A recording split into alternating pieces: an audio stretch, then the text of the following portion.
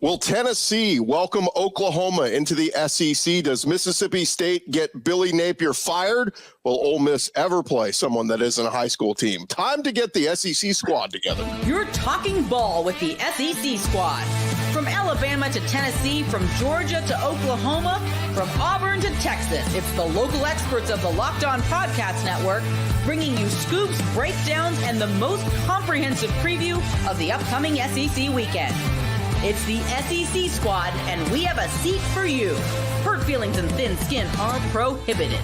Squad up. You're part of the SEC squad. Oh, yeah. What's up, everybody? Welcome into our SEC squad edition, getting you set for week 4 in the SEC. And today's episode is brought to you by FanDuel. Now through September 22nd, all FanDuel customers can bet $5 to get a 3-week free trial of NFL Sunday Ticket from YouTube and YouTube TV. Visit FanDuel.com today to get started. Welcome into the SEC squad. Sit back, grab your favorite beverage. Join us as we get you ready for another wild week across the SEC. And let's welcome in our panelists this week. We got Stephen Willis, host of Locked On Ole Miss. John Miller, host of Locked On Mizzou. Jonathan Davis, host of Locked On Longhorns. Luke Robinson, Locked On Bama. Eric Kane, Locked On Vols. And Chris Marler, Locked On Gamecocks. And fellas, I look around, I see a lot of top 10 teams in the country right now. Marler, South Carolina gave it a valiant effort. They, the refs have been a little bit. Hold on, Gordy. I think they just got flagged for me being here on the show. Just right now, right? There was another flag, another kick six, or pick six has been overturned because of me just being on the show. Yeah, it was a tough go, but look, South Carolina, I think they're still good, and they're going to upset somebody they're not supposed to beat this season. But guys, let's jump into it. Let's open it up. I'm going to jump to each of you. Just make a prediction about your team this week. Doesn't have to be about the game necessarily or the score, but just give me a prediction for your team. Steven, let's start with Ole Miss. The prediction is Henry Parrish is probably going to go off. Georgia Southern played against Boise State and gave up 260 yards to Genty. The backup running back had 112 yards running in that game. They gave up nearly 400 yards for the day. Henry Parrish is going to go off. Matt Jones is going to go off. And Ole Miss has outscored their opponents this year, 168-9?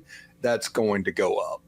Jaquindon Jackson and Dylan Sampson kind of battling it out for leading rusher in the SEC. Henry Parrish right behind them, not far back. John Miller, give me a prediction for Mizzou. Well, last season, Brady Cook against Vanderbilt had probably his best game of the season. Missouri's been just a little bit off on their deep passing so far. I think this is the week it finally clicks and the Tigers get some deep shots to come through against the Commodores. Yeah, that Luther Burden guy, pretty damn good last week, 100 yards. Jonathan Davis, how about a prediction for the Longhorns? And is it about Arch Manning? Please say it's about Arch Manning. It is about Arch Manning. Come on now. I've been doing this for 2 years. I know, I don't want to bury the lead, but, when you look at it, ULM, obviously Louisiana Monroe, the opponent doesn't bring a lot of excitement, but everybody's going to be watching America's favorite quarterback, Arch Manning, and what likely will be his first start with Quinn Ewers dealing with that oblique strain. I'm going to say Arch Manning goes off another 5+ touchdowns, 300+ yards. And the biggest story in college football next week is the quarterback controversy at the University of Texas.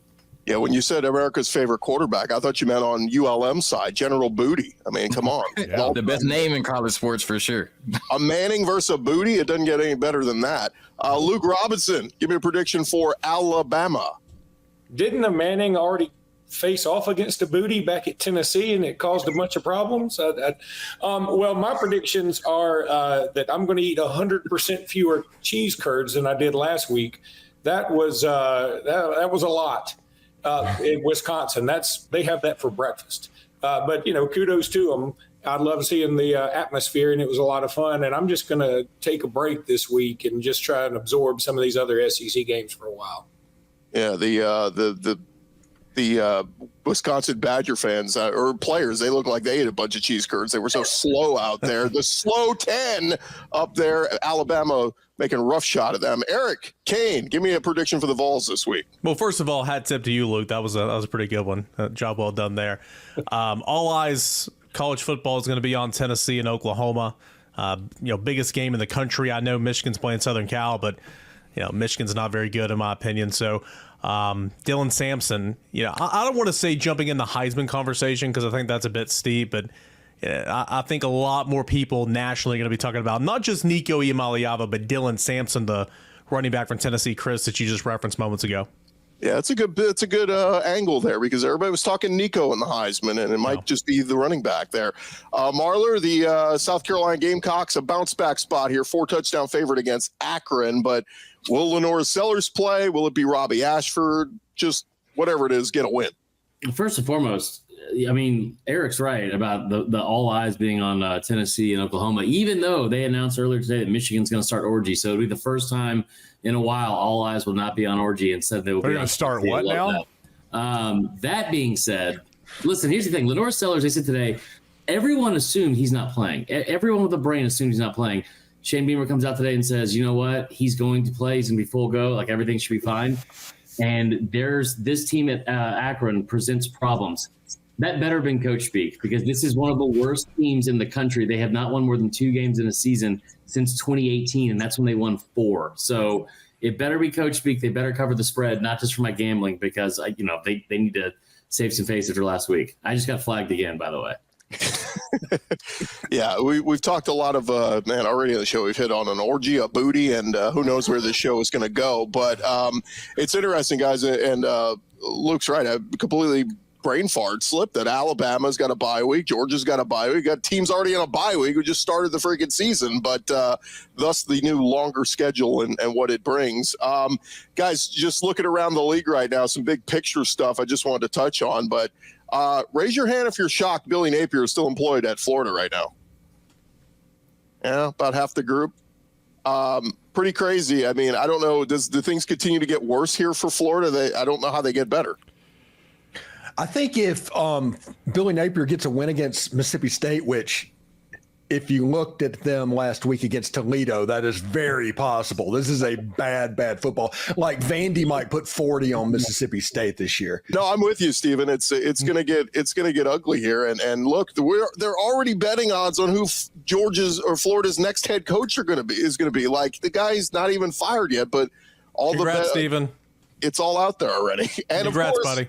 It's Lane Kiffin's name getting thrown out there again, Steven. Go figure. Lane Kiffin is not going to Florida. He's just not. And Eli Drinkwitz isn't either, but I'll take all those hits I can get. Yeah, just like Steven. Give me all the page views. Absolutely. That's what I'm saying. Like, you guys are about to make money regardless of what happens. So there was very randomly a Florida fan in Wisconsin for no reason that went to the game. Like, he kept sort of in a ghostly fashion following us around. We kept seeing him. He had all this Florida stuff on.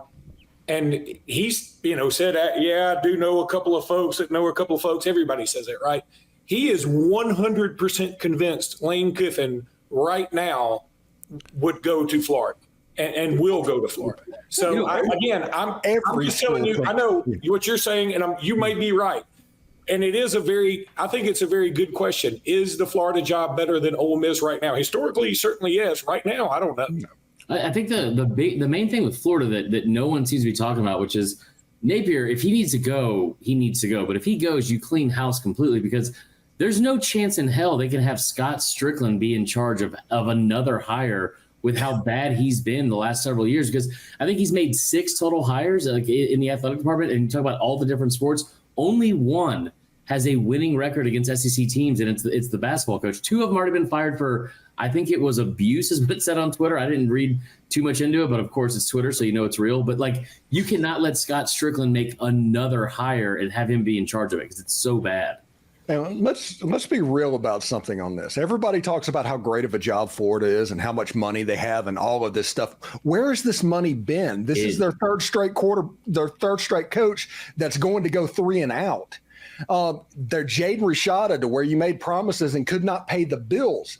Where is all this money? I mean, I just don't see it. And Lane Kiffin right now is a great point.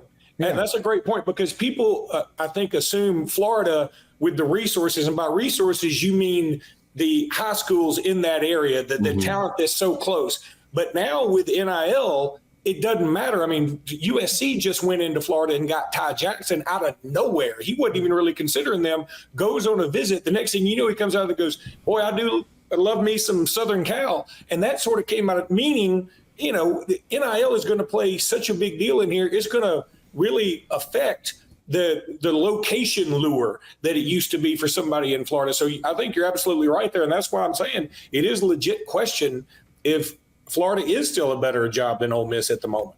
And the thing is, the question is not really is Florida or Ole Miss a better job. The question is it a good career move for Lane Kiffin to move Ole Miss, where he's already got it rolling, he controls everything, to then go to Florida? Well, he'll be on the hot seat within 18 weeks or something. Yeah, How is that a smart career move? He goes 8-4 at Ole Miss next year. They'll go, man, it sucks, but all right, we'll get him next time. He does that in Florida. It's gonna be like, come on, man. We thought you were going to come win titles here. So certainly going to be interesting to see. All right, guys, we got plenty more to discuss. We're going to get into some of the games. Let's dive deeper into Tennessee and Oklahoma. Can Florida beat Mississippi State? The SEC squad talking more ball next.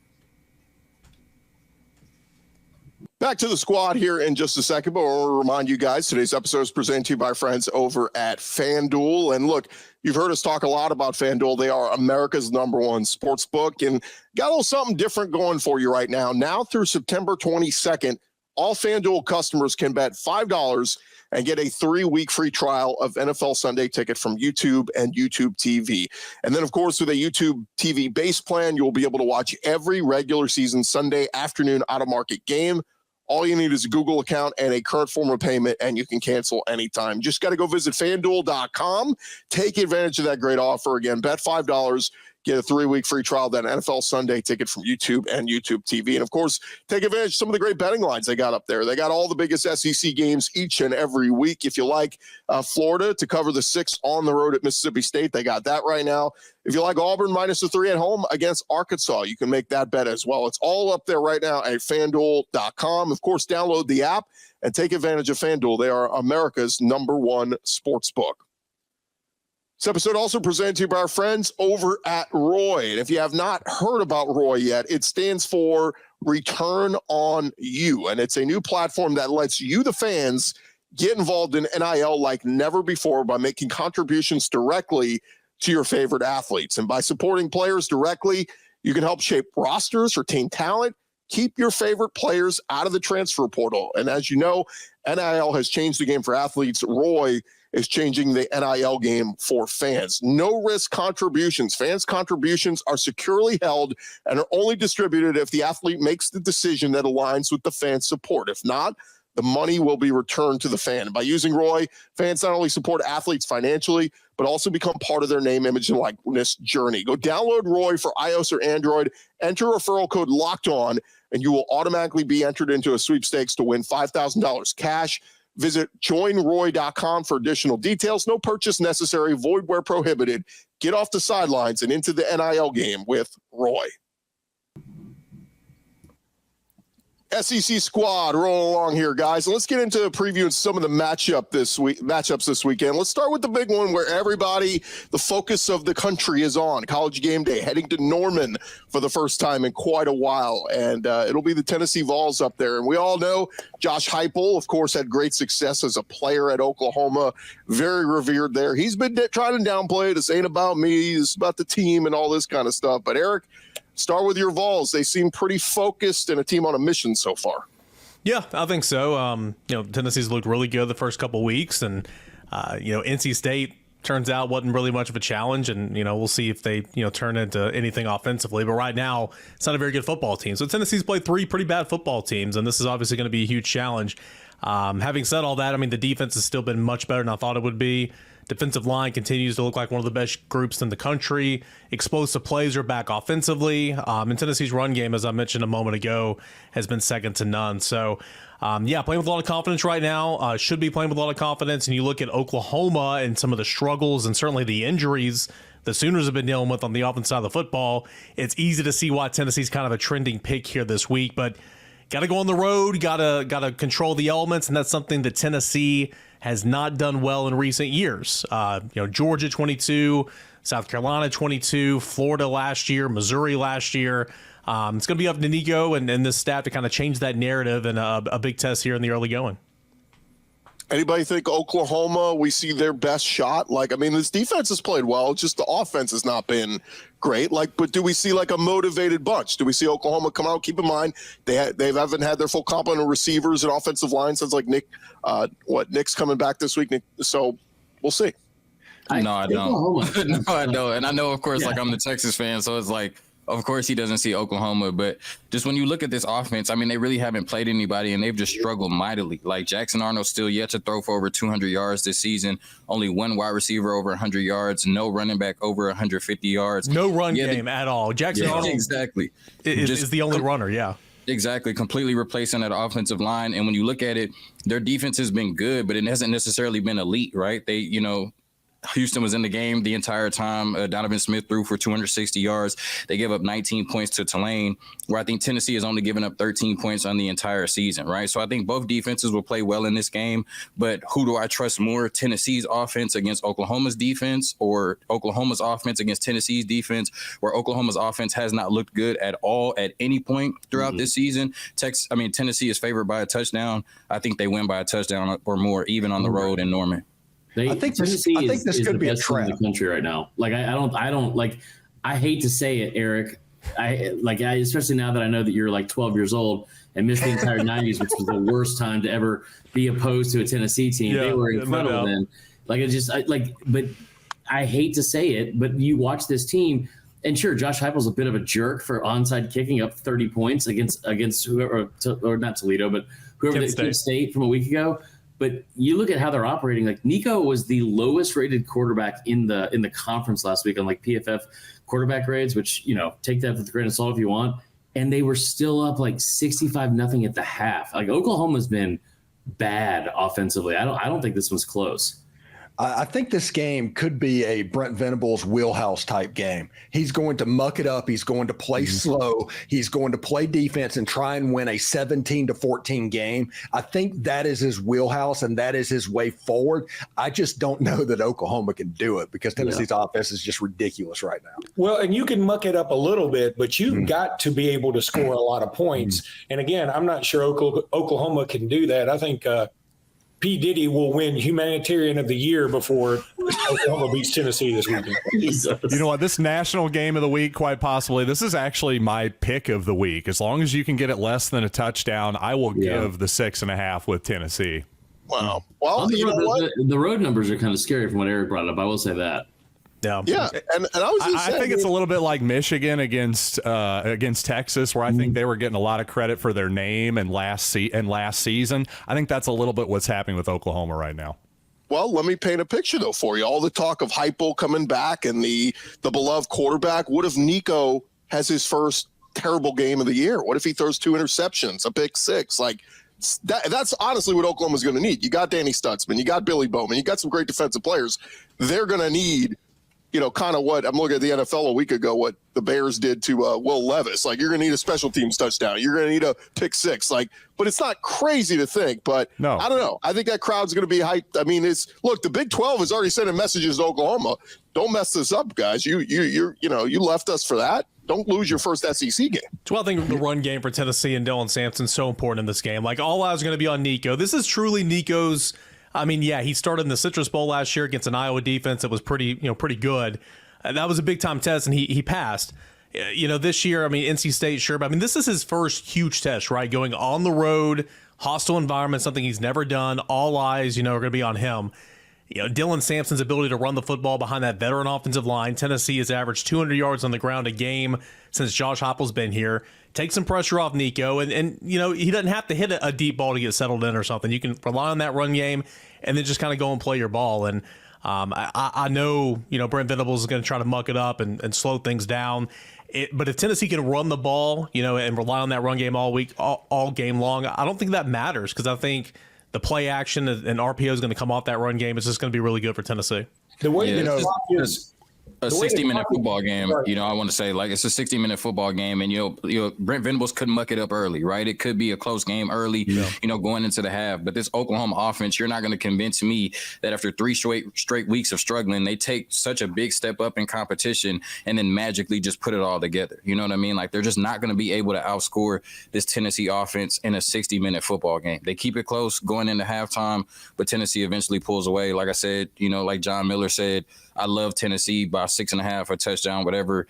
I'm not going to say it's not close, like Marler said, but I do think Tennessee goes in there and wins fairly convincingly. I think the way the clock is now, I know at the Alabama-Wisconsin game, we looked up and there was like a minute left in the first quarter, and we're like, what in the world? I mean, this, some teams can make it where the clock just disappears on you. And I think Oklahoma will try to do that. I think they really will. And I think they may be successful for a little bit. But what's going to happen is a lot like what happened in the Wisconsin game, where eventually somebody's going to get loose. It's going to be a big play, and you're going to be 2 scores down. And you're like, okay, now we can't do this clock thing anymore. We got to come back. And that's when you get into a trap and it starts rolling downhill. Yeah, and one thing, Oklahoma, we've told them for 2 years that y'all better handle the offensive line before y'all come into the SEC. Not handling the offensive line and going against Tennessee's defensive line, that is a bold strategy, and we'll see if it pays off. You're exactly right. Again, starting center, high ankle sprain. He's been out since week 1. Will he come back? I don't know. Left guard's out for the year. Right tackle, probably doubtful. Like, you're already replacing 5 starters from a year ago. 3 guys have had extensive injuries already 3 games in. And then you're going up against a defensive line. You guys have heard me say it every week. I mean, they literally go 14 deep across the front. It's not fair. I think that's going to be just a huge point in this game. I don't feel sorry for him at all. And John Miller, I think, will back me up on this. But when Missouri came into this league in 2012, they lost all 5 starting offensive linemen before the start of the season, including their 6th guy. You had coaches going around on golf carts on campus looking for bodies to put into practice. And then they go what, 5-7? Everyone, you got Georgia and Aaron Murray and them holding up signs saying grown man football and stuff like that after you beat him. Like, I don't feel sorry for Oklahoma whatsoever. You had before, when Spencer Rattler was at Oklahoma, when he transferred to South Carolina, they had 11 4-star offensive linemen or higher coming out of high school. They had 11 players that were ranked 4-star or higher coming out of high school. And now it's just all gone. Like you knew what you had to prepare for. This wasn't like a pop quiz that you woke up on August 31st and just woke up to. Like, you knew exactly what you were walking into. Your fans definitely did, because they talked about it all offseason. So welcome to the party, man. Yeah. Texas took it seriously. Yeah. They took it seriously. I hate it. Well, the only worse name for an offensive lineman than Branson Hickman is probably Wilkin Formby. But let's get to it. Coming up next, guys, which team wins between Auburn and Arkansas? Anyone on upset alert? The SEC squad. Talking more ball next. Back to the squad here in just a second, but first, today's episode brought to you by Game Time. The new Game Time app has a feature called Game Time Picks that makes getting tickets for your favorite live events even easier. Game Time Picks, it's going to filter out all the fluff to show you only incredible deals on great seats, so you don't have to waste time searching through thousands of tickets. And what's great about the Game Time app, with the Game Time Picks option, curation makes it easier to save more on sports, concerts, comedy, theater, whatever it is. I love the all-in pricing feature. You toggle that feature on. It shows your total upfront with no surprise fees at checkout. That's the price you're going to pay. Seat views. You get a panoramic view from your seat in the app before you buy, so you know what to expect before you even get to the stadium. Lowest price guarantee, or Game Time will credit you 110% of the difference. Take the guesswork out of buying tickets with Game Time. Go download the Game Time app, create an account, use our code LOCKEDONCollege for $20 off your first purchase. Terms apply. Again, create an account, redeem our code LOCKEDONCollege for $20 off. Download Game Time today. What time is it? It's game time. Final segment with our SEC squad, and we welcome in Brandon Olson. He wanted to get in here because we hadn't talked about Florida, Mississippi State yet. So, Brandon, I'll give you the floor for just a second. As Billy Napier, the redemption tour begins this week with a win at Mississippi State, right? I hope so, but I will say this. I called this last week. I said, Toledo, the school that I went to, is going to beat Mississippi State, and Florida, the school that I cover, just might lose, and that would be the most painful possible outcome. It's tough in Gainesville right now. Morale is not high. We'll say that right now. At least in the fan base, morale is not high. Are you surprised he wasn't fired Sunday, for real? Honestly, yes. I was told by some people that there was a general feeling prior to that game that the next loss would be his last. I mean, I cover Tennessee. I'm not pretending to be an insider for Gainesville, for Florida right now, but I was told Tuesday of that week, like, hey, if it gets ugly this week against A&M, like Sunday, there's a real chance he could be fired. And then when they called that meeting Sunday morning, I'm like, I mean, it's happening, right? Well, I was kind of surprised. I mean, 13-point loss. Let's see how low we can go. Well, you can't know how to dig yourself out of rock bottom until you truly hit rock bottom. And I need, what was the quote he said? Scared money don't make money. Let's keep gambling on Billy. I love He's it. never allowed to say that for as long as he lives, but Ever. Brandon, I got a question for you. I'm kind of leaning toward Mississippi State this week, just on a, kind of going against the grain a little bit. I know they were terrible last week. I get it. You've got the Toledo insight. You've got the Florida insight. One question I have, do you think Florida will play hard for Billy Napier this week? Ooh. I hope so, man. Oh, see that now? He's dead inside. Oh my God, he's dead inside. Was that a good question? Jonathan, you don't get this. I'm a Gators fan and a Giants fan. I am God's toughest soldier out here. You also like the Washington Generals? Yeah, no kidding. There were many There's weekends probably somebody out there that's a Gators Tennessee fan, a Titans, Panthers fan, so they probably have it a little bit worse than you. You know what I mean? With it being so close, but you're close, brother. You're close. You know what this You're falling reminds off me the of? cliff. You're edging towards it. This reminds me of, I mean, I've seen it several times, but the latest version is when Auburn had Brian Harsin, and like all the fans I know, I live kind of near Auburn, and all the fans were talking, about the new coach. And it was almost like they would show up on Saturday and go, wait a minute, we hadn't fired him yet? It's like, that's the way it is with Billy Napier. It's like fans keep going to see him like, okay, let's talk about the new coach. Oh my God, he's still here. How'd that happen? Real quick show of hands. Are we all taking Florida to beat Mississippi State? Yeah. I am scared. Scared money doesn't make straight up, money. yes. I'll take the 6 beat points. Mississippi Though. State I'll take this the 6 week. points. I will. I'll take the 6 points with All Mississippi right, State. John Miller. I see you. We got to get to this other game real quick because this is a big one. It is Arkansas at Auburn, and man, Arkansas. The offense looks great. Bobby Petrino and Taylon Green, Jaquindon Jackson, all that's looking great. Andrew Armstrong. Auburn, they make the quarterback switch. It looked great. Hank Brown, but it was New Mexico. 4 touchdown passes. But we know how bad Peyton Thorne was 2 weeks ago. How do we feel about Auburn? They're at home, 3-point favorite. This is a big game for them. I'd actually like to point out that the first episode of the SEC squad, Zach and I got into about a Graham Mertz and Peyton Thorne, and lo and behold, they both suck. Who would have thought? I'm taking Auburn in that one. I'm riding with Hank Brown, friend of Locked On Auburn, until he gives me a reason not to.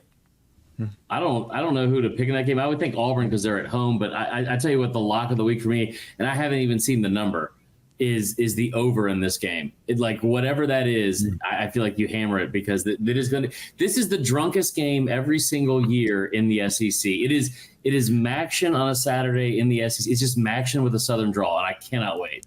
This is the drunkest Arkansas team I've ever seen, by the way. They're super high variance. But isn't Arkansas A&M drunker usually? That's also fair. Yeah. But I think Arkansas has a drinking problem. that is true. You know what? I think Auburn will win because that's the way I always think, and it only makes me feel better when they lose. But I think Auburn will win.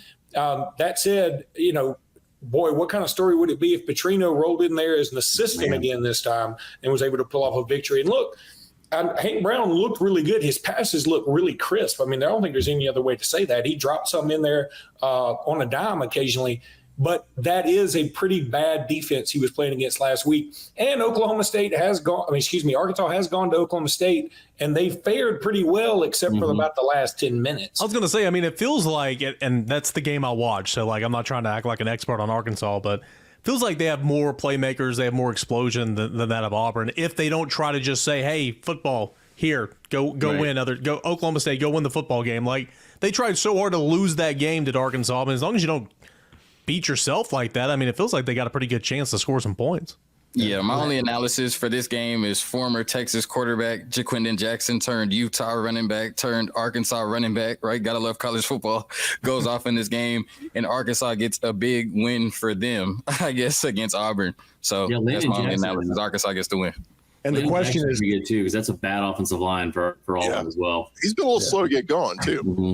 and Hank Brown, he might come back to the last week. Might have been a mirage. That's what I'm worried about for Auburn. They bought into the Hank Brown after Peyton Thorne was terrible, and this feels like it's setting up for Hank Brown to be awful. And Peyton Thorne comes in with his Superman cape to go, "I'm here to save the freaking day," and everybody's gonna be like, "Oh, this no. isn't going to be Tua and Jalen, y'all. I don't think it can be like that. I mean, Hank Brown for Heisman.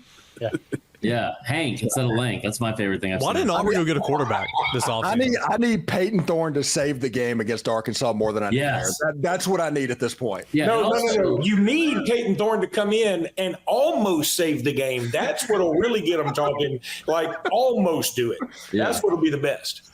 Oof. Man, we're creating a lot of scenarios here. But guys, as we wrap up here, I was going to ask who's on upset alert. There's not really. Everybody else is kind of playing junk. I mean, LSU maybe gets Texas. LA, but like, you really think General Booty is going to outplay Arch? You don't mess around in your first year with a new head coach or the first year in a new conference with Louisiana Monroe.